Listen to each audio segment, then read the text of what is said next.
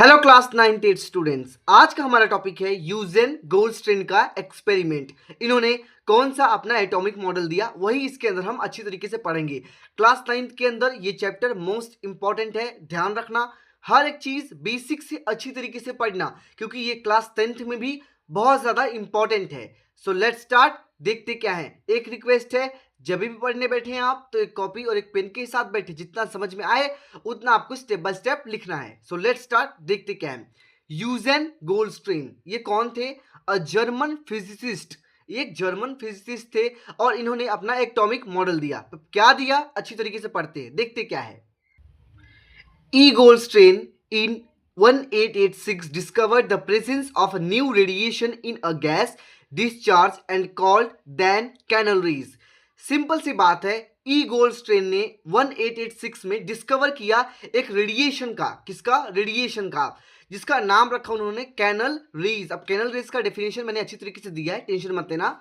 तो अभी के लिए याद रखना, इन्होंने क्या किया, 1886 में एक न्यू रेडिएशन दिया। एमसीक्यूज के अंदर आता है अक्सर कि ई गोल्डस्टेन ने 1886 में कौन सा गैस का डिस्कवर किया? Canal rays, alpha rays, beta rays, तीन चार ठो ऑप्शन दे देंगे, इसका आंसर होगा कैनल रेज। सो और देखते क्या है इसके अंदर। These rays were positively charged radiation which ultimately lead to a discovery of another subatomic particle. जो ये रेस थे, जिन्होंने इन्होंने बताया, ई गोल्डस्टीन ने जो बताया, जो रेस थे वो पॉजिटिवली चार्ज थे। इससे पहले अगर आपने वीडियोस देखी होगी तो नेगेटिवली चार्ज थे जो भी रेडिएशन था, लेकिन इन्होंने पॉजिटिवली चार्ज रेडिएशन दिया। किस लिए दिया? Which ultimate lead to discover of another subatomic particle. इसलिए दिया discovery of new subatomic particle के लिए, एक न्यू पार्टिकल के लिए इन्होंने अपना चार्ज दिया। सिंपल सी बात यही है, ठीक है। और देखते क्या है। Used a cathode ray tube to study a canal rays. इन्होंने यूज किया कैथोड रे ट्यूब का, किसके लिए? किसको समझने के लिए? कैनल रेज को। कैनल रेज का मतलब क्या है अभी डेफिनेशन के रूप में बताऊंगा आपको, चिंता मत करो। Which had a electrical and magnetic properties opposite of an electron. तो ये जो है अपना, तो इनके पास इलेक्ट्रिकल और मैग्नेटिक प्रॉपर्टी होती है, और जो क्या करते हैं, अपोजिट करते हैं, इलेक्ट्रॉन को अपोज करते हैं, अपोजिट करते हैं, दूर भगाते हैं, ठीक है। और देखते क्या है इसके अंदर। सो कैनल रेज का मतलब क्या है, देखते हैं। A positively charge radiation produced in a discharge tube at a low pressure and high voltage are called canal rays. अब कैनल रेज का डेफिनेशन भी आ सकता है, तो ध्यान रखना। कैनल रेज का मतलब ये है पॉजिटिवली चार्ज रेडिएशन हो। रेडिएशन मतलब क्या? एक लाइट के फॉर्म में, जैसे कि हमारा लेजर लाइट होता है, तो आप चालू करते हैं तो एक लाइट निकलती है, एक रेडिएशन के फॉर्म में रहती है। तो ऐसे एक पॉजिटिवली चार्ज रेडिएशन था जो प्रोड्यूस हुआ। उसने क्या प्रोड्यूस किया, मतलब सॉरी, इन्होंने क्या प्रोड्यूस किया? एक discharge tube at low pressure at high voltage पे, जिससे कैनल रेज प्रोड्यूस हुई। सिंपल सी बात यही थी। कैनल रेज में यही है कि पॉजिटिवली चार्ज रेडिएशन प्रोड्यूस हुआ through a discharge eight a low pressure and high voltage. Low pressure पे और हाई वोल्टेज पे पॉजिटिवली चार्ज रेडिएशन प्रोड्यूस हुआ, तो जिसका नाम क्या रखा गया? कैनल रेज, ठीक है। अब प्रोटॉन्स देखते हैं। प्रोटॉन्स का मतलब क्या है? A canal rays have a positively charge subatomic particle known as protons. तो जो कैनल रेज थे इनके पास पॉजिटिवली चार्ज था, इसलिए इसका नाम रखा गया प्रोटॉन्स। तो इससे पहले हमने देखा था एक्सपेरिमेंट में, इससे पहले जो भी जे थॉमसन वाला हमने पढ़ा था। जे थॉमसन में क्या हुआ था कि उन्होंने खाली इलेक्ट्रॉन की डिस्कवरी की थी, प्रोटॉन की नहीं की थी। तो जो हमारे ये थे ई गोल्डस्टीन, इन्होंने प्रोटॉन की डिस्कवरी की, ऐसा हम कह सकते हैं, ठीक है। तो आशा करता हूं कोई इतना समझ में आया हो। देखो इसमें कुछ कुछ चीजें रटना होगा, कुछ कुछ चीजें, क्योंकि उतना अच्छी तरीके से आप इसे याद रख तो सकते नहीं हो। तो कुछ कुछ चीजें अगर ना समझ में आए तो इसमें देखो थोड़ा बहुत थियरी है तो रटना पड़ेगा। प्रोटॉन, कैनल रेज क्या होती हैं ये तो आप समझ गए, लेकिन थोड़ा बहुत एक्सपेरिमेंट जो था उसे तो थोड़ा रटना पड़ेगा आपको, ठीक है। और देखते हैं क्या है। अब हम पढ़ेंगे students Rutherford. Rutherford scattering experiment. अब देखते हैं इसके अंदर क्या है, अच्छी तरीके से देखते हैं। अर्नेस्ट रदरफोर्ड, इनका पूरा नाम था अर्नेस्ट रदरफोर्ड। देखो पूरा नाम इसलिए बता रहा हूँ खाली नॉलेज के लिए, एग्जाम में तो आता नहीं है, कोई टेंशन वाली बात नहीं है, लेकिन समझने के लिए मैं नाम बता रहा हूँ बस, ठीक है। इन्हें नोबेल प्राइज मिला था 1908 में, ठीक है। और इन्होंने अपना एटॉमिक मॉडल दिया। देखते हैं क्या एटॉमिक मॉडल इन्होंने दिया, देखते हैं। इन्होंने अपने एटॉमिक मॉडल में, अभी हम अच्छी तरीके से पढ़ेंगे, टेंशन मत लो आप, अभी ऊपर ऊपर से पढ़ रहे हैं। तो इन्होंने बताया है कि जो इलेक्ट्रॉन्स होते हैं ना एटम के अंदर, वो क्लाउड के फॉर्म में रहते हैं, और जो पॉजिटिव चार्ज होता है वो डेंस होता है, थोड़ा खाली होता है। खाली मतलब क्या, मतलब एक क्लाउड जैसा चिपके रहते हैं, बाकी यहाँ पे स्पेस थोड़ा सा होता है। इन्होंने यही बताया। अब डिटेल में पढ़ते हैं कि आखिर इनका एक्सपेरिमेंट क्या था, लिमिटेशंस क्या थी, और इन्होंने एक्सपेरिमेंट के अंदर क्या क्या टेस्ट को परफॉर्म किया जिससे हमें पता चला इन सब के बारे में। तो देखते हैं क्या है। सबसे पहले एक्सपेरिमेंट इनका क्या था देखते हैं। रदरफोर्ड टूक a thin cold foil and made alpha particles He2+। He2+ का मतलब होता है हीलियम+2। ये एमसीक्यूज के अंदर आता है, छोटी छोटी चीजें जो बच्चे नहीं करते हैं अच्छी तरीके से और बोलते भैया ये कहाँ था।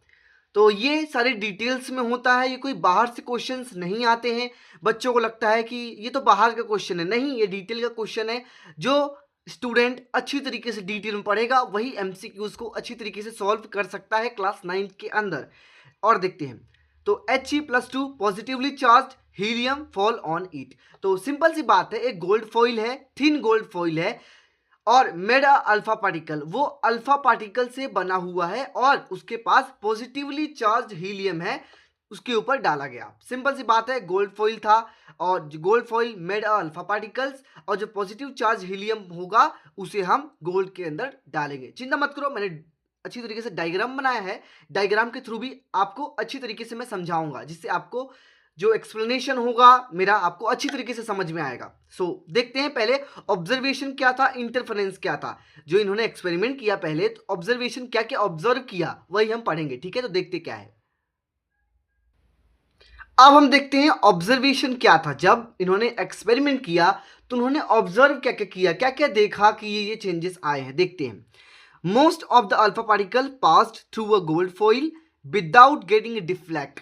तो मतलब बता सकता हूं मैं आपको कि जितने भी अल्फा पार्टिकल्स इन्होंने पास किया वो डिफ्लेक्ट ही नहीं हुए। क्या हुआ, डिफ्लेक्ट ही नहीं हुआ, फॉइल के अंदर से डिफ्लेक्ट नहीं हुए। डिफ्लेक्ट मतलब क्या, कि मान लीजिए कोई मिरर है, ये मिरर है मान लीजिए, और ये आपने एक लेजर लाइट को ऐसे करके डाला और लेजर लाइट ऐसे हो गया, तो इसको बोलेंगे डिफ्लेक्ट। क्या बोलेंगे इसको, डिफ्लेक्ट। समझने के लिए, लेजर लाइट तो नहीं लिया है, समझने के लिए आपके लिए।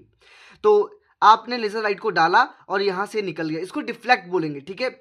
और मान लीजिए आपने एक लेजर लाइट को डाला और वो डिफ्लेक्ट ही नहीं हुआ, कुछ हुआ ही नहीं, नॉर्मल हुआ, तो उसको बोलेंगे, वही इसके अंदर वो केस इसके अंदर हुआ है। तो alpha particles, most of alpha particle pass ही नहीं हुए, डिफ्लेक्ट मतलब पास किया गया लेकिन डिफ्लेक्ट नहीं हुए। देखते हैं और क्या है इसके अंदर।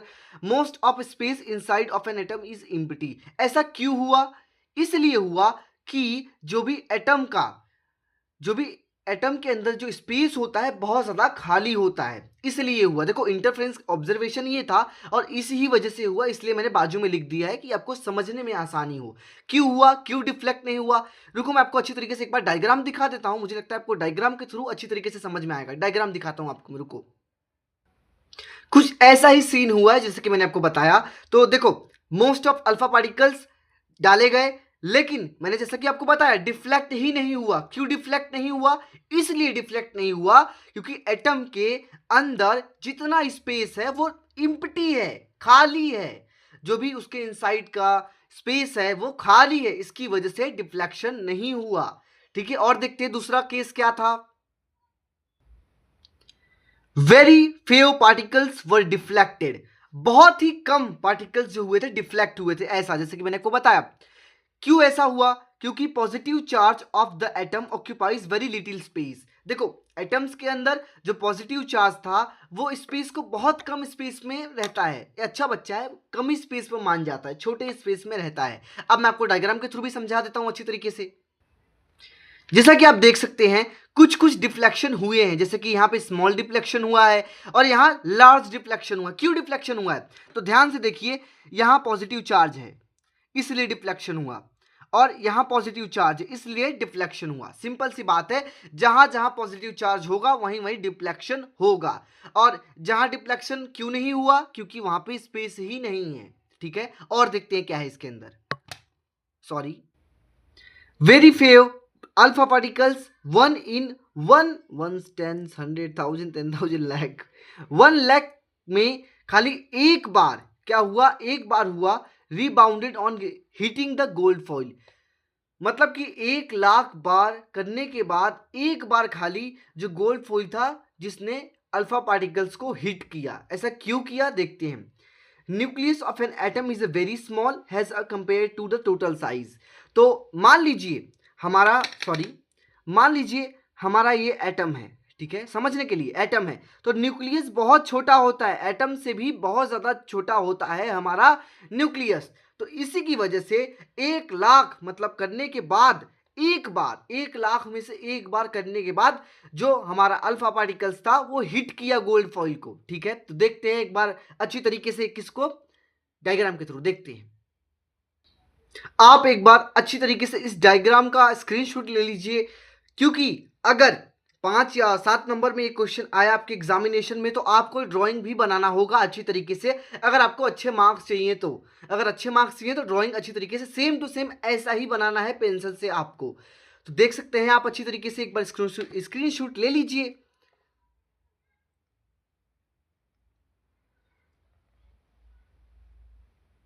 ठीक है, तो यही था कि ये रहा अपना न्यूक्लियस।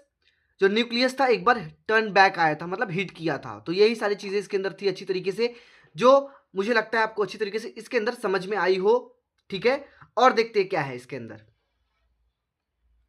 अब हम पढ़ेंगे अल्फा पार्टिकल। सॉरी, मैंने अल्फा पार्टिकल के बारे में आपको नहीं बताया कि अल्फा पार्टिकल क्या होते, तो अभी बता देता हूं। Alpha particle, a particle composed of 2 protons and 2 neutrons. तो एक ऐसा पार्टिकल है जिसके अंदर 2 प्रोटॉन्स और 2 न्यूट्रॉन्स आते हैं। ये एमसीक्यूज के अंदर हमेशा आता है कि what do you mean by alpha particle, tell me about. तो 2 protons 2 neutrons, 2 electrons 2 neutrons, 2 electrons 2 protons. तो गलत गलत बता देते हैं, तो सही आंसर इसका 2 protons and 2 neutrons. Example helium है। ठीक है, अब लिमिटेशन क्या है, क्या ये नहीं बता पाए, मोस्ट इंपॉर्टेंट देखते हैं क्या ये नहीं बता पाए। सबसे पहली बात, Rutherford's atomic model, nucleus and electrons are held together by electrostatic force of attraction, which would lead to a fusion between them. This does not happen in the atom.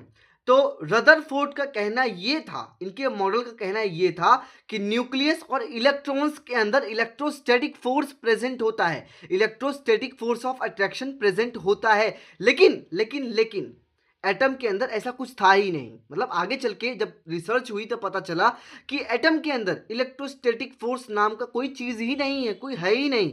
वही इन्होंने बताया था, तो यही लिमिटेशन है। और ये ध्यान रखना, ये भी एमसीक्यूज के अंदर हमेशा पूछा गया है। तो देखते क्या है।